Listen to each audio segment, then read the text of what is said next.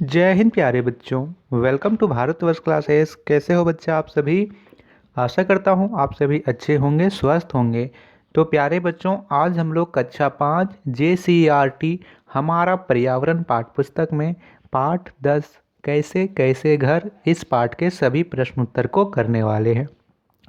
बच्चों, आप भारत के विभिन्न विभिन्न स्थानों में यदि यात्रा करोगे तो आप पाओगे कि विभिन्न विभिन्न स्थानों के घर अलग अलग प्रकार के हैं। कहीं आपको घर मिट्टी के बने हुए मिलेंगे, कहीं आपको पके हुए घर मिलेंगे, कहीं आपको घर की छत समतल मिलेगी, तो कहीं आपको घर की छत ढलाईदार मिलेगी। तो हम लोग घर जलवायु के हिसाब से बनाते हैं। जैसे हम लोग यदि मैदानी इलाकों में घर बना रहे हैं तो हम लोग घरों की छत समतल बनाएंगे। यदि पहाड़ी इलाकों में बना रहे हैं तो घरों की छत ढलाईदार बना रहे हैं।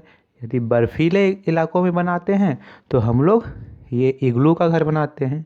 तो हम लोग जलवायु के हिसाब से और अपनी जगह के हिसाब से घर बनाते हैं। हमें इस पाठ में घरों के बारे में पढ़ना है।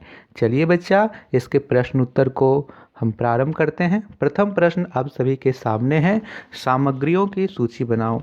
आप देखोगे कि मकान दो प्रकार के होते हैं। एक होता है कच्चा मकान, एक होता है पक्का मकान। आप अधिकतर देखोगे कि जो गांव होते हैं वहाँ पे अधिकतर कच्चा मकान होते हैं।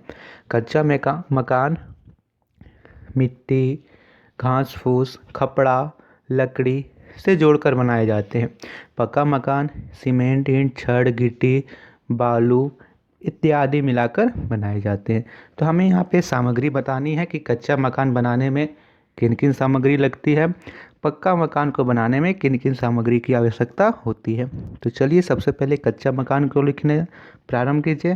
पहले लिखिए आप लोग मिट्टी, फिर आप लोग लिखिए यहाँ पे लकड़ी। मिट्टी यहाँ पे लगेगा, लकड़ी लगेगा, फिर यहाँ पे घास फूस छत बनाने के लिए, फिर हम लोग खपड़ा का भी इस्तेमाल करते हैं, और अंत में पानी।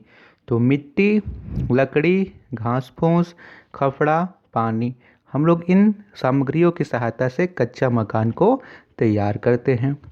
पक्का मकान बनाने में प्रयुक्त सामग्री लिखिए। सीमेंट, ईंट, छड़, गिट्टी, बालू और पानी। इन सामग्रियों की सहायता से हम पक्का मकान को तैयार करते हैं। तो इस प्रकार आपको अपने कॉपी में लिख लेना है। चलिए आप लोग इसे लिख लीजिए।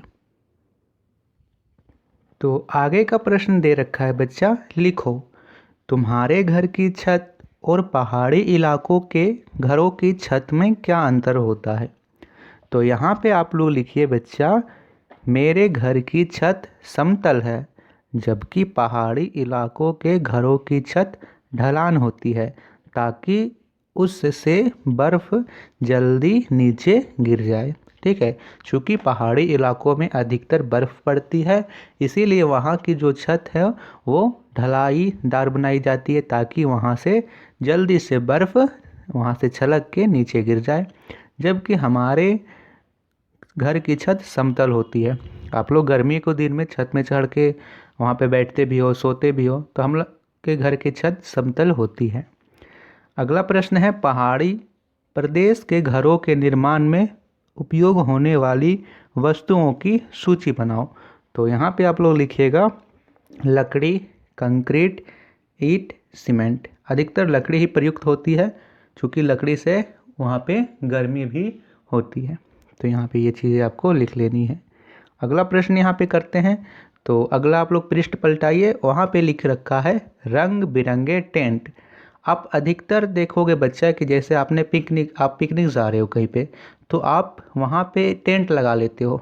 तो टेंट क्या होता है कि टेंट हमें तुरंत आश्रय प्रदान करता है। हमें धूप से बचना है या फिर हमें बरसात से बचना है, हमारे पास कोई आश्रय नहीं है, तो हम लोग क्या करते हैं, तुरंत टेंट लगा लेते हैं। आप लोग देखोगे यदि आप लोग बाज़ार जाओगे तो बाज़ार में भी ऊपर में प्लास्टिक टान के अपना टेंट बना लेते हैं। वे टेंट क्यों बनाते हैं? ताकि वे धूप से बच सके, यदि अचानक बरसात हो जाए तो वे बरसात से बच सके, इसीलिए वे टेंट बना लेते हैं। टेंट क्या होता है? टेंट हमें तुरंत आश्रय प्रदान करता है। प्रश्न आपसे कहा गया है, विभिन्न अवसरों पर टेंट के उपयोग पर चर्चा करो। तो टेंट का प्रयोग हम लोग यहाँ कहाँ कहाँ करते हैं, लिखिएगा। टेंट का उपयोग शादी विवाह, जन्मदिन, पार्टी में किया जाता है, किसी की शादी विवाह हो। अगला प्रश्न है बच्चों कि बच्चों से पूछे उन्होंने कहाँ कहाँ पर टेंट देखे हैं। तो बताइए आप लोग कि आप लोगों ने कहाँ कहाँ पे टेंट देखा है। यहाँ पे लिखिएगा आप लोग, बच्चों ने शादी विवाह में, जन्मदिन पार्टी में, मेला में टेंट देखे हैं। ठीक है। अगला है टेंट के क्या लाभ हैं, लिखो। तो यहाँ पे आपको लिखना है, टेंट हमें तुरंत ही आश्रय प्रदान करता है। ठीक है, तुरंत हमें आश्रय प्रदान करता है, जिससे हम लोग धूप से बच सकते हैं, बरसात से बच सकते हैं। चलिए आगे के प्रश्न यहाँ करते हैं। आगे प्रश्न है, बताओ एक बर्फीले प्रदेश का नाम बताओ। जहाँ पे बर्फ़ पड़ती हो वहाँ पे नाम बताना है। तो आप लोग लिख सकते हो, जैसे शिमला हो गया, यहाँ पे मनाली हो गया। चलिए मनाली को लिख लेते हैं, लिखिएगा मनाली। अगला है, इग्लू पिघलता क्यों नहीं है। तो यहाँ पे लिखिएगा, इग्लू बर्फीले प्रदेश में बना होता है, इसलिए वह नहीं पिघलता। अगला प्रश्न है, बाढ़ से बचने के लिए तुम कैसा घर बनाना चाहोगे। तो यहाँ पे लिखिएगा, बाढ़ से बचने के लिए मैं ऊंचे स्थानों पर ढलान छत वाले घर बनाना चाहेंगे, ताकि ऊंचे स्थान पर क्या होगा, एक तो बाढ़ का पानी वहाँ तक नहीं पहुँच पाएगा, और छत यदि ढलान रहेगी तो छत पर पानी नहीं जमेगा और पानी सारा छलक कर नीचे चला जाएगा, वह तुरंत बह जाएगा।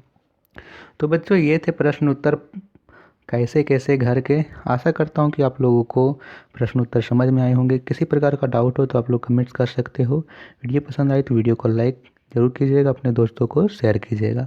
थैंक यू बच्चा। नेक्स्ट वीडियो में हम लोग अगले पार्ट को करेंगे। बहुत बहुत धन्यवाद।